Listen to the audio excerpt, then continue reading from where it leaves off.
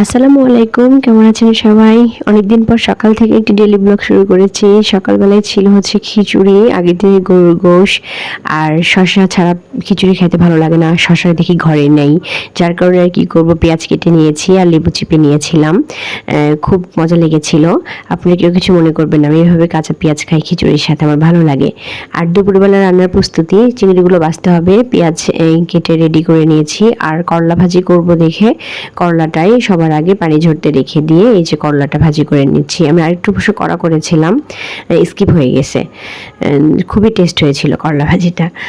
যাই হোক, আর হচ্ছে এদিকটাই বসিয়ে দিলাম চিংড়ি। পেঁয়াজগুলো ভেজে নিয়ে মশলা জাস্ট একটু আদা রসুন, মানে চিংড়িতে আসলে বেশি মশলা ইউজ করলে চিংড়ির গন্ধটা টেস্টটাই চলে যায়।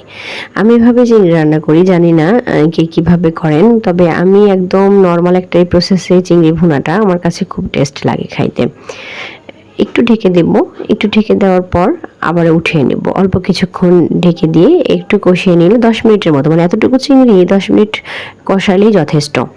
এই পর্যায়েও খাওয়া যাবে। তো আমি একদমই ভাজা ভাজা করব না, যার কারণে একটুখানি ঝোল দিয়ে দিলাম। আর এই ঝোলটা টাইট হয়ে আসলেই আমার হয়ে যাবে চিংড়ি ভুনাটা। আর আমি এটা একদম ভেজে ভেজে কালো কালো ভাজিও করব না, আবার একদম ঝোল ঝোলও করব না, ঠিক এই পর্যায়ে হবে আমার চিংড়ি ভুনাটা। আর আজকে রান্না বান্নাই এটুকুই ছিল। সবাই ভালো থাকবেন, সুস্থ থাকবেন। আল্লাহ হাফেজ। আজকে এই পর্যন্তই।